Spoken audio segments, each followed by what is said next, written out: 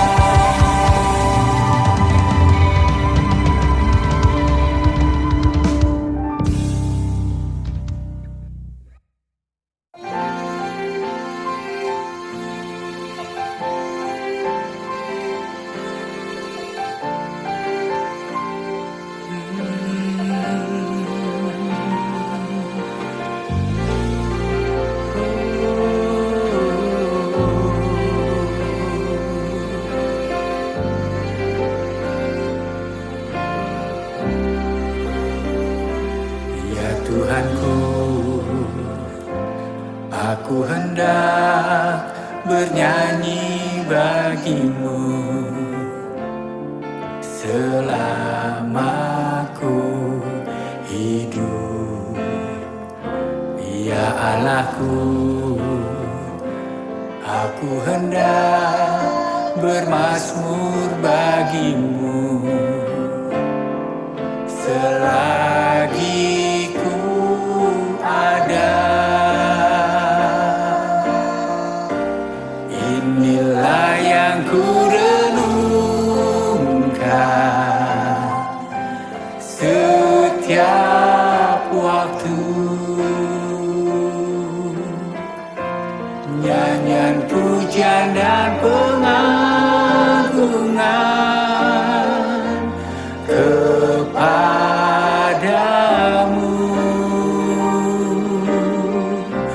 Biarlah manis kau dengar, Tuhan, manis kau dengar, Tuhan, dan hatiku bersuka karenamu.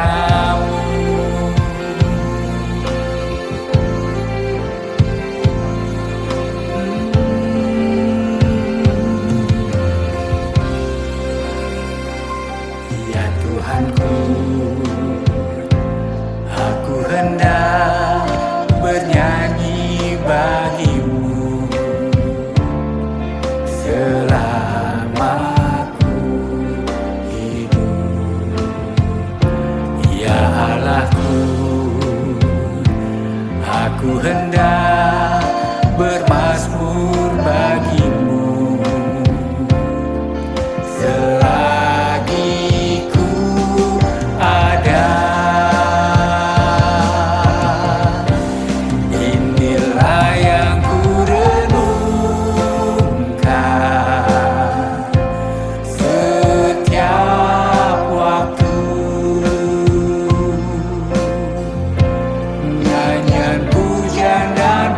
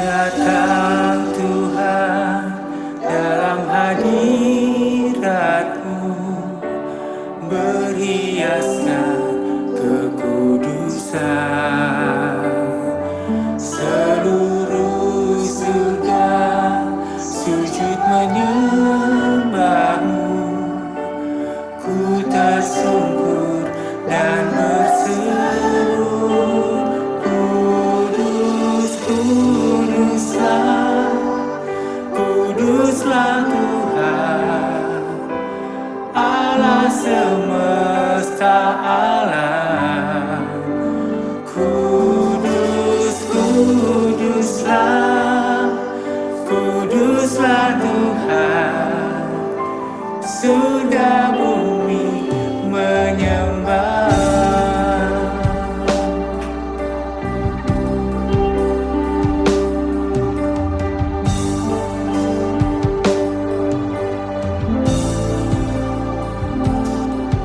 Datang Tuhan dalam hadirat-Mu,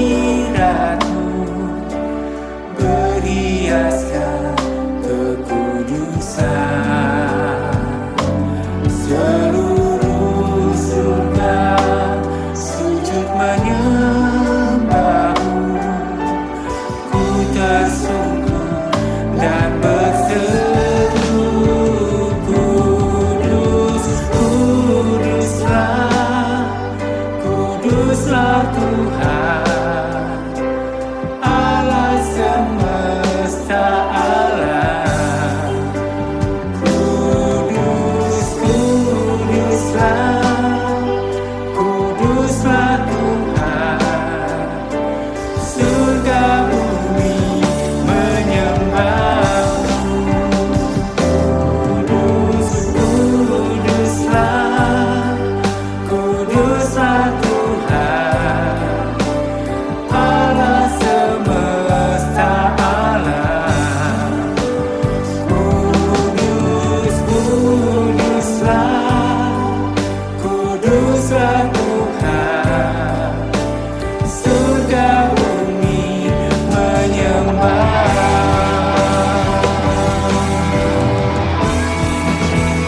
Kudus, kuduslah, kuduslah Tuhan, Allah semesta alam. Kudus, kuduslah, kuduslah Tuhan, surga bumi menyembah. Kudus, kuduslah, kuduslah Tuhan, Allah semesta alam.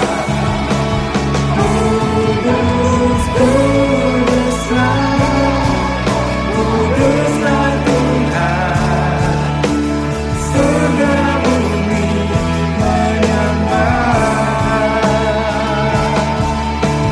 Surga bumi menyembah.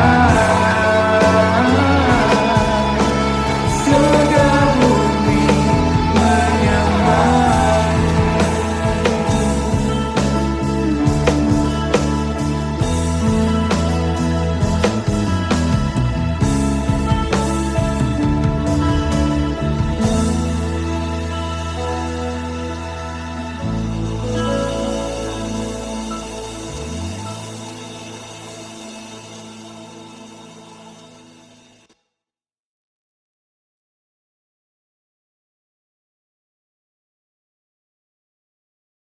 Shalom Aleichem. Kita bersyukur saat ini kita berhimpun lagi bersama-sama dalam nama Bapa, Anak, dan Roh Kudus untuk berbakti dan beribadah kepadanya. Di mana ada Roh Kudus, di situ ada kemerdekaan, kemenangan yang gila-gemilang. Kita bersyukur kepada Tuhan Yesus. Hari ini Tuhan bicara kepada kita mengenai perlengkapan senjata Allah. Perlengkapan senjata Allah. Karena kita menghadapi tantangan yang begitu berat di dunia ini. Tantangan segala macam. Tantangan ekonomi, tantangan penyakit, tantangan keluarga, tantangan pekerjaan, tantangan apapun kita hadapi sekarang ini. Inilah tahun-tahun yang penuh dengan tantangan. Makanya Tuhan bilang apa? Pakai selengkap senjata Allah. Saya ambil dalam Efesus pasal yang ke-6 ayat 10 sampai dengan ayat yang ke-20. Saya akan bacakan. Akhirnya hendaklah kamu kuat di dalam Tuhan, di dalam kekuatan kuasa-Nya. Kenakanlah seluruh perlengkapan senjata Allah supaya kamu dapat bertahan melawan tipu muslihat iblis. Karena perjuangan kita bukanlah melawan darah dan daging, tapi melawan pemerintah-pemerintah, melawan penguasa-penguasa, melawan penghulu-penghulu dunia yang gelap ini, melawan roh-roh jahat di udara. Itulah musuh kita. Kita lawan bukan manusia, bukan darah daging. Kita melawan roh-roh yang jahat di udara, penghulu dunia, pemerintah kegelapan, pemerintah dan penguasa iblis yang tidak kelihatan, ya, invisible. Makanya kita harus pakai selengkap senjata Allah. Dikatakan dalam ayat 13, sebab itu ambillah seluruh perlengkapan senjata Allah, supaya kamu dapat mengadakan perlawanan pada hari yang jahat itu, dan tetap berdiri sesudah kamu menyelesaikan segala sesuatu. Jadi berdiri tegap, berikat pinggangkan kebenaran, dan berbaju sirahkan keadilan. Kakimu berkasutkan kerelaan untuk memberitakan Injil damai sejahtera. Dalam segala keadaan pergunakanlah iman, sebab dengan perisai iman itu kamu akan dapat memadamkan semua panah api dari si jahat. Dan terimalah ketopong keselamatan, yaitu pedang roh, yaitu firman Tuhan. Dalam segala doa dan permohonan berdoalah setiap waktu di dalam roh, dan berjaga-jagalah dalam doamu itu dengan permohonan yang tak putus-putusnya untuk segala orang kudus. Juga untuk aku, Paulus katakan, supaya kepadaku jika aku membuka mulutku dikaruniakan perkataan yang benar, agar dengan keberanian aku memberitakan rahasia Injil yang kulayani sebagai utusan yang dipenjarakan. Berdoalah supaya dengan keberanian aku menyatakannya sebagaimana seharusnya aku berbicara. Itulah firman Tuhan. Jadi Tuhan bilang kita harus pakai selengkap senjata Allah supaya kamu dapat bertahan melawan tipu musik iblis. Iblis itu menipu. Dan ayat yang ke-13, sebab itu ambillah seluruh perlengkapan senjata Allah supaya kamu dapat mengadakan perlawanan pada hari yang jahat itu, dan tetap berdiri sesudah kamu menyelesaikan segala sesuatu. Semua pakai perlengkapan senjata Allah. Apa itu senjata Allah, saudara? Itu yang paling penting bagi kita. Apa itu selengkap senjata Allah?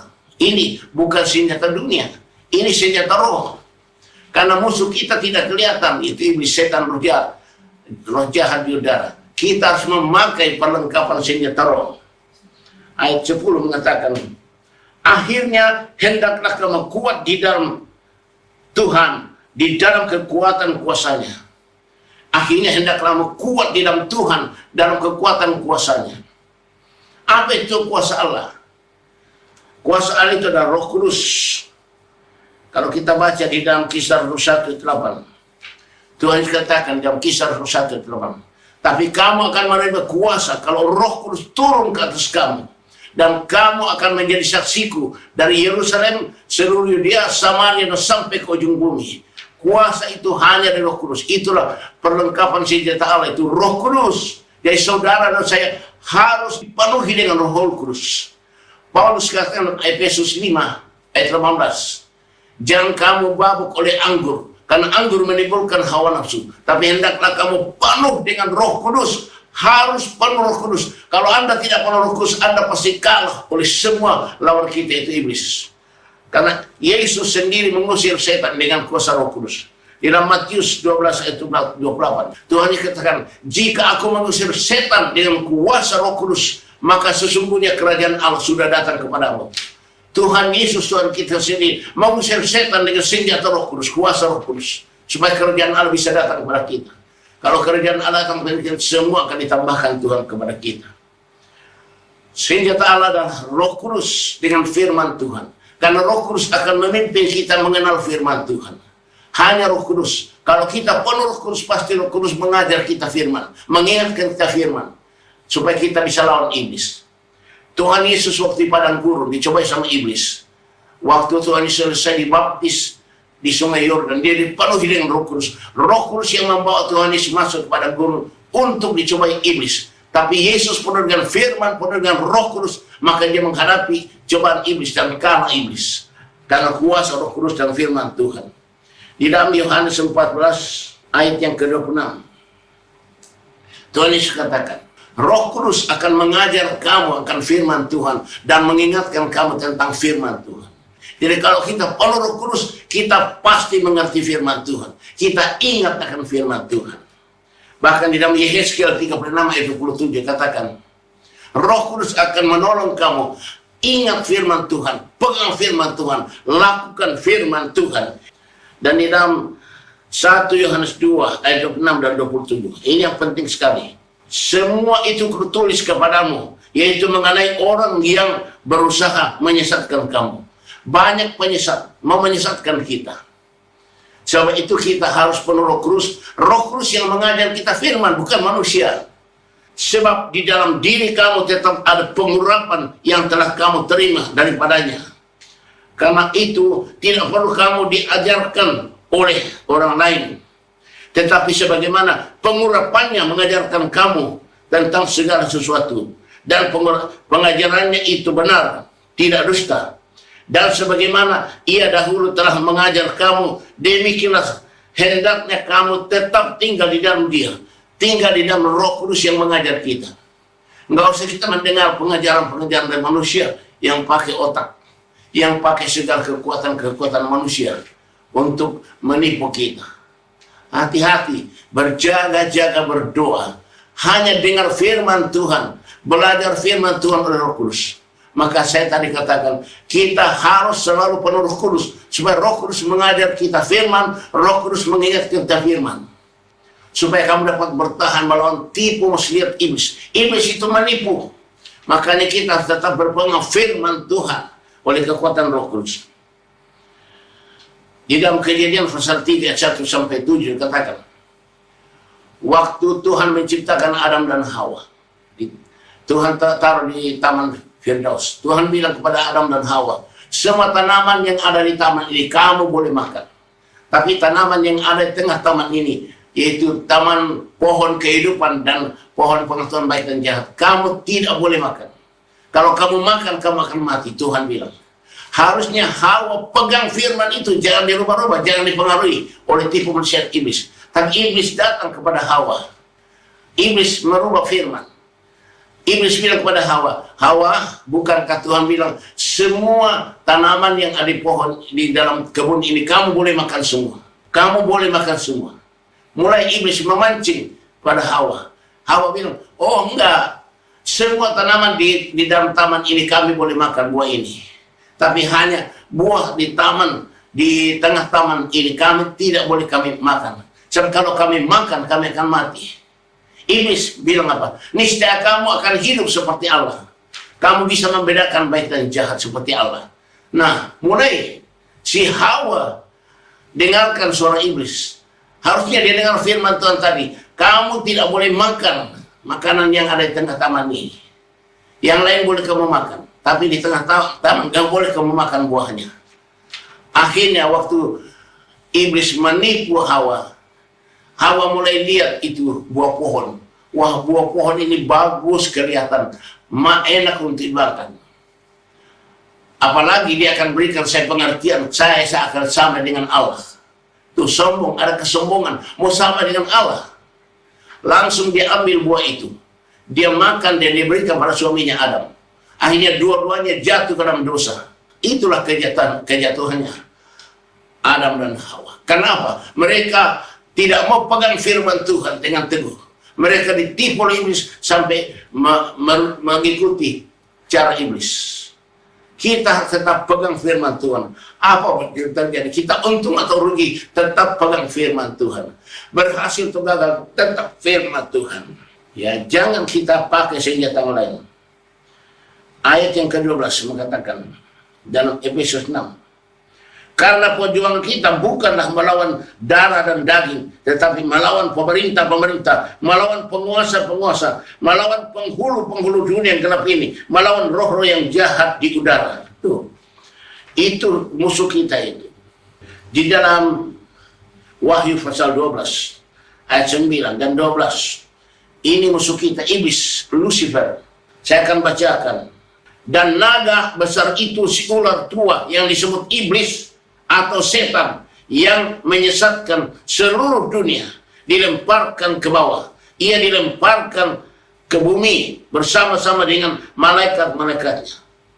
Lucifer, si ular tua, namanya si naga merah itu, iblis itu.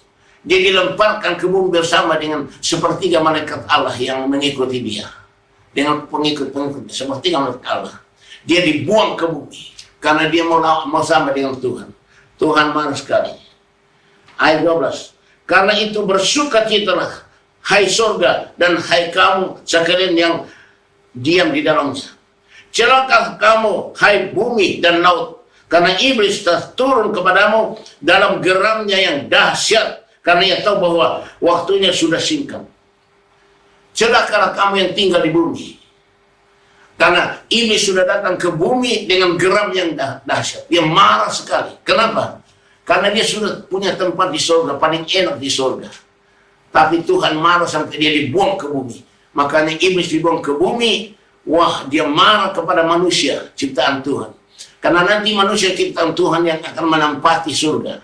Mereka tidak mau. Maka mereka berusaha untuk menjatuhkan manusia. Supaya manusia jatuh dalam dosa. Seperti Hawa, jatuh dalam dosa. Nah itu, memang iblis itu tipu muslihat. Dalam 1 Yohanes 5, ayat 19. Dan ayat yang ke-21. Saya bacakan. Kita tahu bahwa kita berasal dari Allah. Dan seluruh dunia berada di bawah kuasa si jahat. Seluruh dunia berada di bawah kuasa iblis. Ayat 21. Anak-anakku, waspadalah terhadap segala berhala. Waspada terhadap segala berhala. Kenapa? Dia akan berusaha menjatuhkan kamu. Jangan menyembah berhala. Sembah Yesus Kristus. Seluruh dunia sudah ada di bawah kuasa iblis. Makanya kita harus pakai selengkap senjata Allah. Dalam Yohanes 20 ayat 20 sampai 23. Tuhan Yesus meniup Roh Kudus kepada murid-muridnya. Dalam ayat yang dalam ayat 22. Yesus meniup Roh Kudus kepada murid-muridnya. Tuhan bilang, terimalah Roh Kudus. Semua muridnya penuh Roh Kudus. Lalu Tuhan bilang, kalau kamu katakan dosa orang ini diampuni, dosanya diampuni. Kalau kamu katakan dosa orang ini tetap ada. Jadi Roh Kudus akan berikan kita kuasa untuk mengucapkan kata-kata penciptaan, kata-kata kemenangan. Maka jangan kita kalah oleh iblis. Tetap berpegang pada firman Tuhan. Firman Tuhan ayat 14 mengatakan, jadi berdirilah tegap, berikat pinggangkan kebenaran dan berbaju serahkan keadilan. Apa itu kebenaran? Kebenaran adalah firman Tuhan. Dikatakan dalam Yohanes 17 ayat 17. Firman-Mu adalah kebenaran. Dalam Yohanes 14 ayat 6, Yesus katakan, akulah jalan dan kebenaran dan hidup. Jadi, Yesus adalah kebenaran. Firman Tuhan adalah kebenaran. Dalam 1 Yohanes 5 ayat 6 dikatakan, Roh Kudus adalah kebenaran. Jadi kebenaran itu adalah firman Tuhan, Tuhan Yesus dan Roh Kudus. Itulah kebenaran. Itulah senjata yang kita bisa kalahkan iblis. Kalian harus penuh dengan firman, penuh dengan Roh Kudus. Tetap di dalam nama Tuhan Yesus Kristus. Kemudian ayat yang ke-15. Kamu berkesutkan kerelaan untuk memberitakan Injil damai sejahtera. Kaki kita ini harus rajin beritakan Injil. Ya, dikatakan dalam Kisah 10 ayat 38. Yesus dari Nazaret, bagaimana Allah mengurapi dia dengan Roh Kudus dan kuat kuasa. Dia berjalan keliling sambil berbuat baik dan menyembuhkan semua orang kuasa iblis. Allah menyertai dia. Yesus diurapi Roh Kudus, maka dia pakai kakinya berjalan keliling beritakan Injil, menyembuhkan semua orang sakit. Kalau kita penuh Roh Kudus, kita harus beritakan Injil. Ini perlu sekali. Ayat yang ke-16 saya selesaikan. Dalam segala pergumulan pergunakanlah perisai iman, sebab dengan perisai itu kamu akan dapat memadamkan semua panah api dari si jahat. Kita padamkan dengan kuat kuasa Roh Kudus, kita padamkan dia. Di dalam Ibrani 12 ayat 29 katakan, Allah kita adalah api yang menghanguskan. Jadi Roh Kudus adalah api yang menghanguskan. Makanya kalau kita penuh Roh Kudus, maka kita diberikan kuasa untuk menghanguskan iblis. Semua sakit penyakit virus corona kita akan hanguskan dengan api Roh Kudus. Api Roh Kudus menghanguskan virus corona dan segala macam virus, dihanguskan oleh Roh Kudus. Maka engkau akan sembuh. Ayat 17.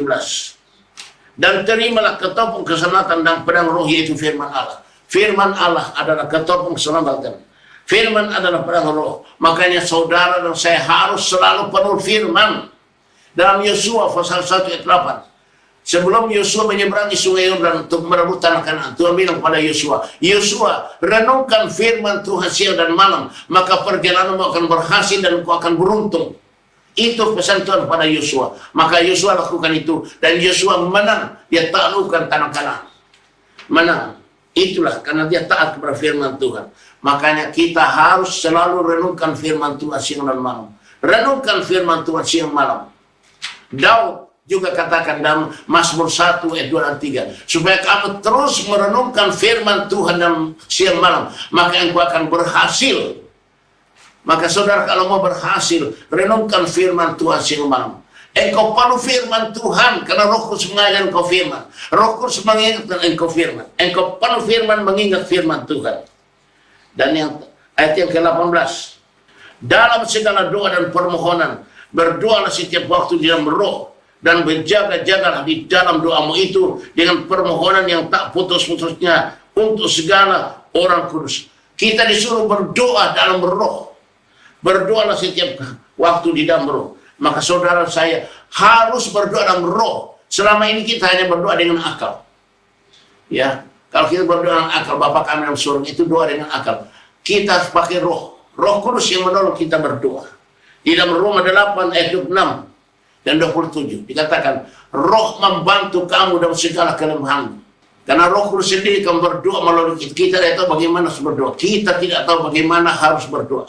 Tapi Roh Kudus berdoa dengan keluhan-keluhan yang tidak terucapkan. Maka Bapa yang mengetahui maksud Roh Kudus, Roh Kudus berdoa untuk orang-orang kudus. Kita harus banyak berdoa di dalam Roh Kudus. Paulus katakan dalam 1 Korintus 14 ayat 14 dan 15. Kalau aku berdoa dengan rohku yang berdoa, tapi akal budiku tidak ikut berdoa.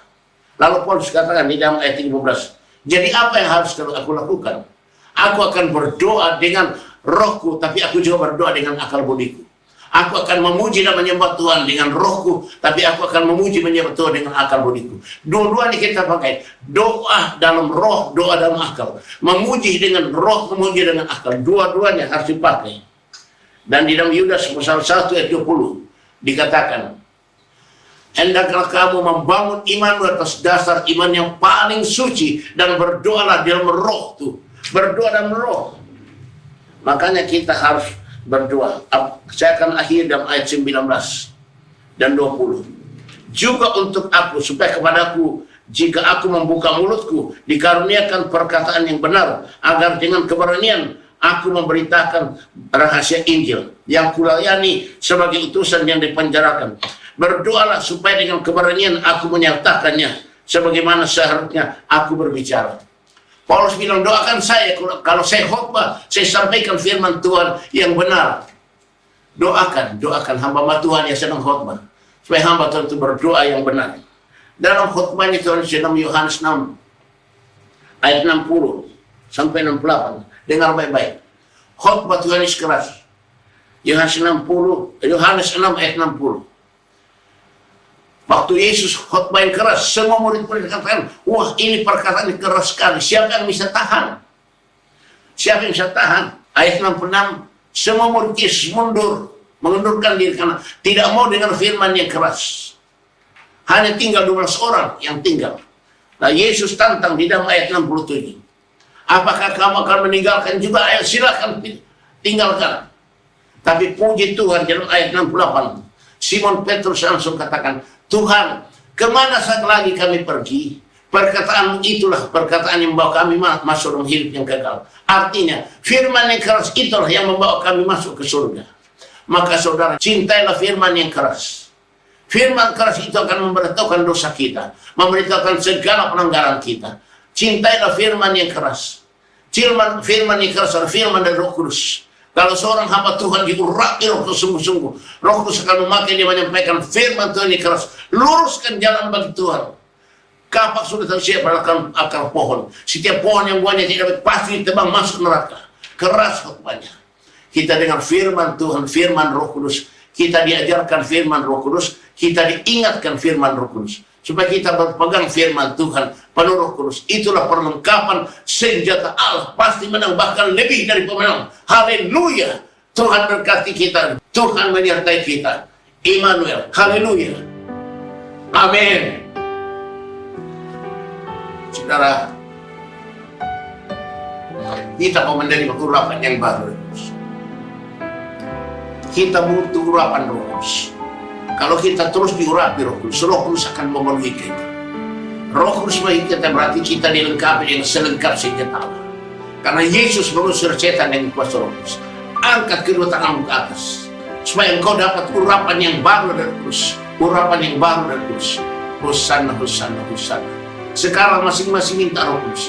Tuhan Yesus katakan, apalagi Bapa di surga, Dia akan berikan Roh Kudus pada mereka yang minta. Semua minta Roh Kudus, ayo, semua minta. Supaya kita semua dipenuhi Roh Kudus. Semua minta, semua minta. Berharaplah pada Tuhan Yesus. Hatimu berdekat pada Tuhan Yesus saat ini. Minta Roh Kudus dari Tuhan Yesus. Oh Yesus, kami minta padamu Tuhanku Yesus Kristus. Sesuai firman-Mu, supaya kami penuh dengan Roh Kudus pakai dan selengkap senjata Allah. Oh Tuhan Yesus, kami mohon padamu Tuhan, curahkan Roh Kudus-Mu turun ke atas kami, membaptis, memenuhi, mengurapi kami semua, supaya kami penuh dengan Roh Kudus. Kami diberikan kuasa untuk menaklukkan iblis, mengalahkan semua musuh kami. Kami percaya Tuhan, Roh Kudus menghancurkan musuh kami. Oh Yesus, curahkan Roh Kudus saat ini. Allah pemalama kata kuntara mana, urra pemalama kata kuria santara mana. Hosanna, Hosanna, Hosanna, Hosanna, Hosanna. Siap terima urapan yang dahsyat dari Roh Kudus. Hosanna dalam nama Tuhan Yesus Kristus. Terimalah urapan Roh dan api Roh Kudus. Terima dalam nama Tuhan Yesus Kristus. Allah pemalama kata kuntara mana, irra pemalama kata kanta, elemen yang mempada kuntara mana, irra pemalama kata kuna. Hosanna, Hosanna. Allah pemalama pemalama kata kunta, elemen pemalama Hosanna pemalama kunta, irra pemalama. Haleluya, Hosanna, Hosanna. Irra pemalama nama pemalama. Urida nama pemalama kata kita. Haleluya, haleluya. Hosanna nama. Esam pada kata-kata, ran pada mekan terbang. Roh Kudus Engkau yang sudah penuhi kami. Roh Kudus pimpin kami ke dalam seluruh kebenaran. Firman-Mu adalah kebenaran. Yesus adalah kebenaran. Roh Kudus adalah kebenaran. Roh Kudus tolong kami. Kami akan beroleh kemenangan yang hilang ini. Kami akan lebih dari pemenang. Karena Roh Kudus yang memenuhi kami dan mengurapi kami. Terima kasih Tuhan Yesus Kristus. Terima kasih Roh Kudus. Engkau baik, sungguh baik kepada kami. Terpujilah nama Bapa, Anak dan Roh Kudus, Tuhan Yesus Kristus. Haleluya. Haleluya. Haleluya. Amin. Saudara-saudara jemaat Tuhan yang dikasihi, kita akan angkat tetap tangan kita ke atas untuk menerima berkat dari Tuhan Yesus Kristus. Berkat Tuhan jadikan kita kaya, susah payah tidak menambahinya. Amsal 10 ayat 72. Kita berharap pada Tuhan. Tuhan pasti memberkati kita. Berkat Abraham, berkat Ishak, berkat Israel, berkat rohani, berkat jasmani, berkat materi melimpah pada kita. Angkatkan tanganmu ke atas, berharap pada Tuhan Yesus, menerima berkat dari Tuhan Yesus Kristus. Haleluya. Saudara-saudara, terimalah anugerah dan sejahtera dari Bapa di surga, kasih karunia Tuhan Yesus Kristus, dan persekutuan daripada Roh Kudus yang terus mengurapi kita, membebaskan kita, memerdekakan kita, mengubah kita, membaharui kita, memulihkan kita, memberikan kita karunia-karunia Roh kuasa mengalahkan akan dunia ini, dan menjadi saksi Kristus dari sekarang dan sampai Maranatha Tuhan datang kembali. Haleluya, haleluya, haleluya, haleluya. Katakan amin. Amin. Puji Tuhan Yesus Kristus. Terpujilah nama Tuhan Yesus.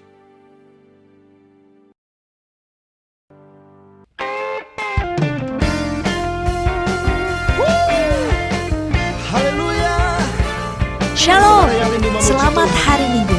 Kami mengajak Bapak Ibu Saudara yang terkasih di dalam Tuhan untuk mengikuti channel YouTube kami, GB Visi Pemulihan Official. Untuk mengetahui informasi mengenai GB Visi Pemulihan dan update ibadah online kami, Bapak Ibu Saudara dapat mengunjungi website kami di www.gbvisipemulihan.org atau follow Instagram kami @gbvisipemulihan.official. Terima kasih, Tuhan Yesus memberkati.